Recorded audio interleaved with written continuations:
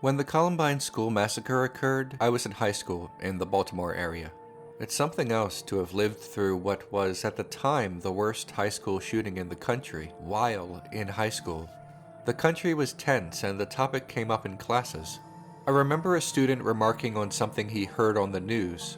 According to the student, someone from Columbine said something along the lines of, "This sort of thing is not supposed to happen here." This bothered the student, and he said, "Well, where is it supposed to happen?" Columbine is a 94% white area, with a median income of nearly 3 times that of Baltimore. People were not only shocked that this tragedy happened, they were shocked that this tragedy happened there, in a nice neighborhood. I never forgot that. Horror movies that take place in the suburbs have a special fascination for me.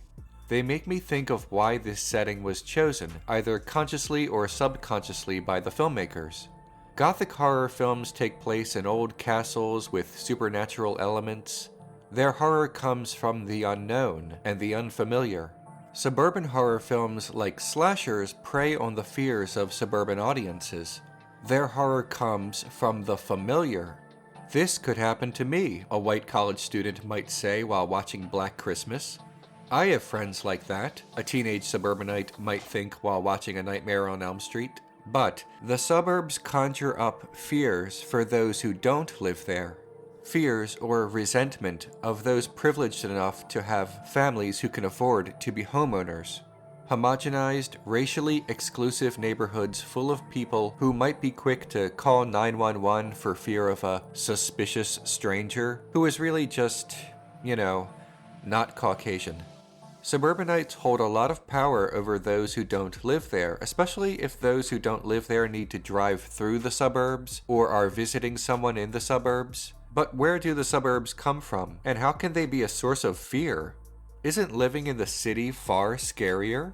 That depends on who you are and what advantages you do and do not have.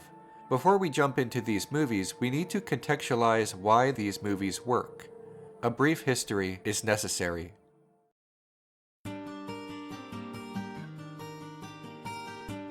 In 2014 to 2016, when protests and riots took place in cities like Ferguson and my hometown of Baltimore, casual observers, news organizations, and think piece articles claimed that they knew where their crime and poverty came from: de facto segregation.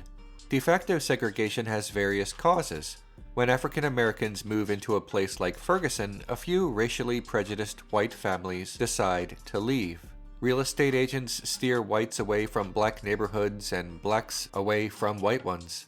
Banks discriminate and refuse to give mortgages to African Americans or employ severe terms with subprime loans. As a result, many concentrate in urban neighborhoods.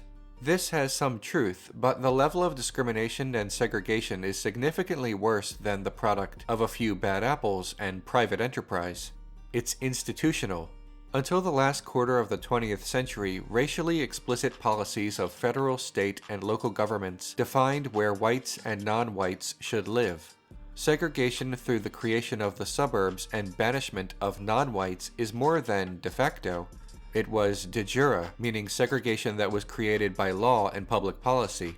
In 1866, Congress attempted to further enforce the 13th Amendment and provide protections for the recently freed slaves by passing a Civil Rights Act, prohibiting actions that it deemed perpetuated the characteristics of slavery, such as housing discrimination.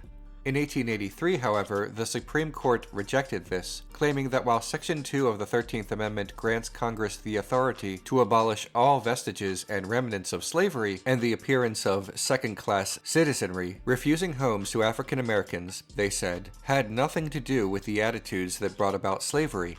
The Supreme Court, in effect, said to African Americans, "You may be free, so long as you be free somewhere away from the rest of us." As a result, the protections under the 1866 Civil Rights Act were ignored for about a century until a Supreme Court decision in 1968. According to The Color of Law by Richard Rothstein, property owners and builders had created segregated environments by including language both in individual home deeds and in pacts among neighbors that prohibited future resales to African Americans. Proponents of such restrictions were convinced that racial exclusion would enhance their property values and that such deeds were mere private agreements that would not run afoul of constitutional prohibitions on racially discriminatory state action. The FHA, Federal Housing Administration, adopted both of these theories. The FHA subsidized builders who mass-produced entire subdivisions for whites with the requirement that none of the homes be sold to African Americans. Thus, the white suburbs were born. Many African Americans could not apply for mortgages for suburban purchases because they knew that they would be rejected on account of their race.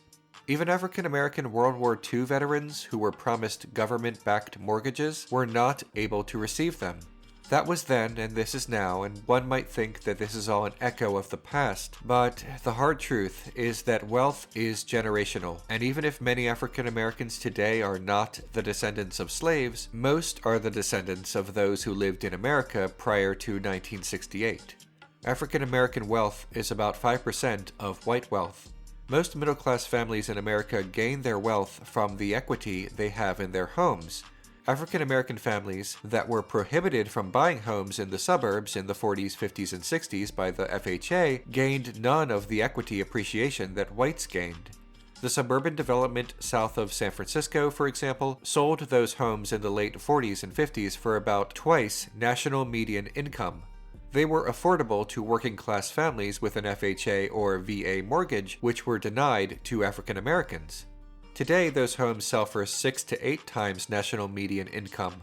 So finally, in 1968, when the Supreme Court stepped in and also the Fair Housing Act was passed, it was an empty promise because those homes were no longer affordable to African American families who could have afforded them when whites were buying into those suburbs. The white families sent their children to college with their home equities. They bequeathed wealth to their children. None of those advantages accrued for African Americans who were mostly prohibited from buying homes in those suburbs.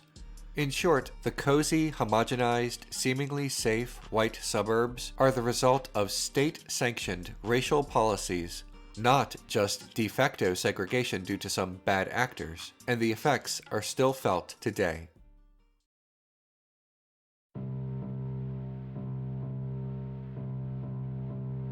If the suburbs are meant to be safe, what is so frightening about them? Bernice Murphy, author of The Suburban Gothic in American Popular Culture, wrote, "The American horror film since 1960 has consistently used suburbia as a setting for narratives in which the concepts that allegedly lie at the very heart of the national psyche, the privacy and safety of the home, the sanctity and inherent moral worth of the nuclear family, and the superiority of the capitalist, consumption-driven way of life, are systematically, and at times gleefully, deconstructed." A more concise way of explaining this fear would simply be conformity. The suburbs represent a conformity of so-called traditional family values, of a father as a patriarch, a firm belief in capitalism, and other traits that are distinctly American. This conformity is seen fondly among those who benefit from it, and less fondly among those who do not benefit from it. In The Stepford Wives, a woman named Joanna moves from New York City to a Connecticut suburb. Once there, she finds that the women are all obsessed with their looks, but have no intellectual interests or pursuits. She discovers that the wives are actually androids designed by a man to replace thinking women.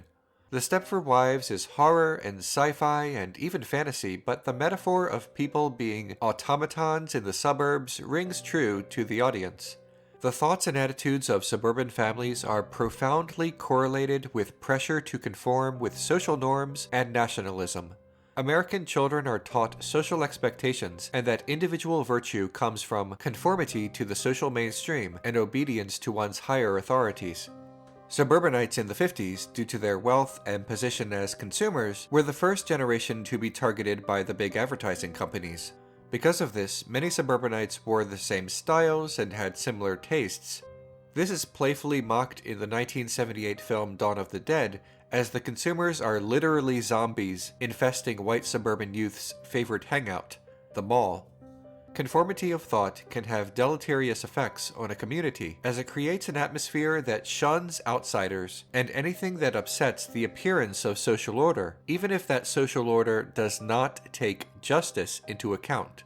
In horror films, conformity is shown in exaggeration for effect, but the real-world harm it can cause requires no hyperbole.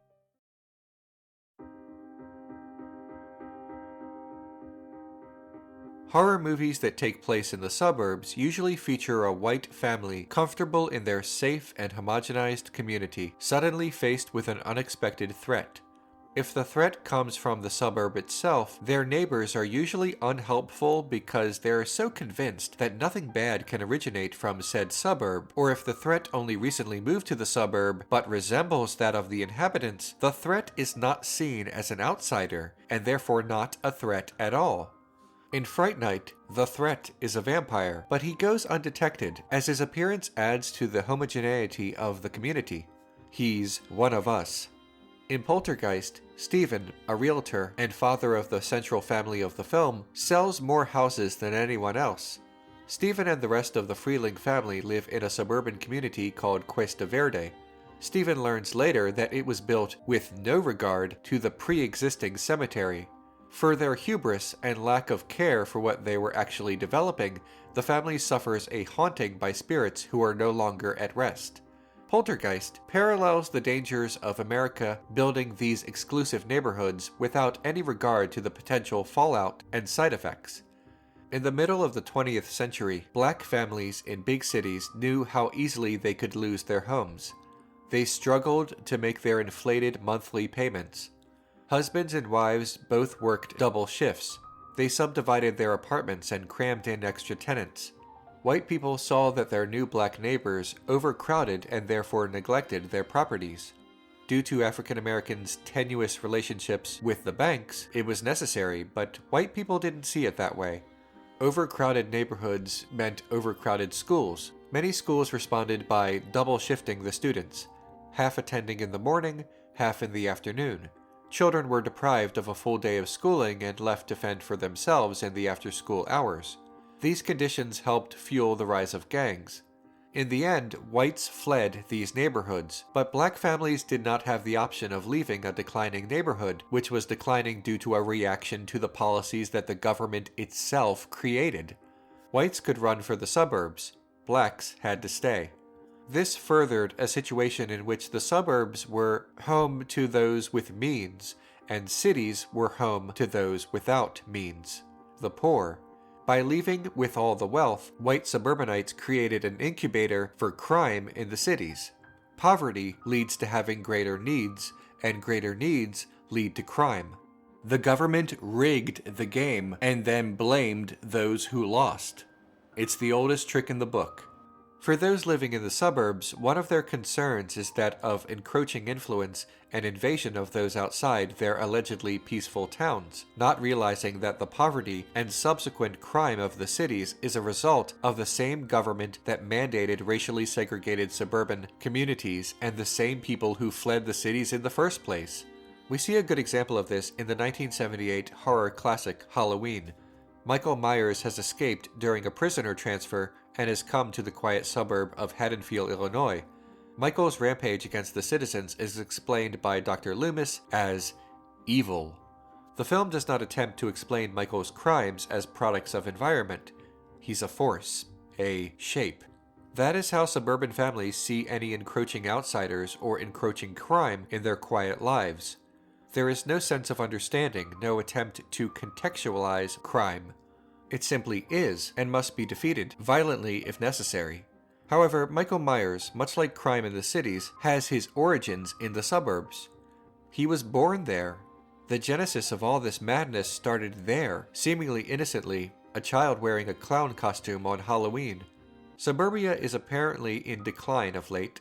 It has to do with oil production and other economic factors. My generation does not want to own a home or have children as much as the previous generations, but the suburban horror movie itself is not in decline.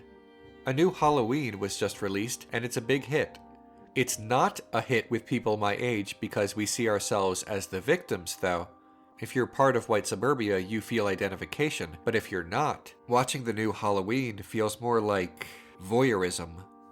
It's a scary thought, but I identify more with the creeping outsider than with the clueless family in the film who thinks nothing bad could ever happen to them. bad things are supposed to happen somewhere else, right? Hi everyone, thanks for watching my latest episode and for watching Horror Month in general. I hope you liked it. I put in a lot of extra effort into it with extra-sized episodes. If you want to support the show, please click on the Patreon link. If you want to subscribe to my channel, please do so, and also click that notification bell so that you never miss an episode.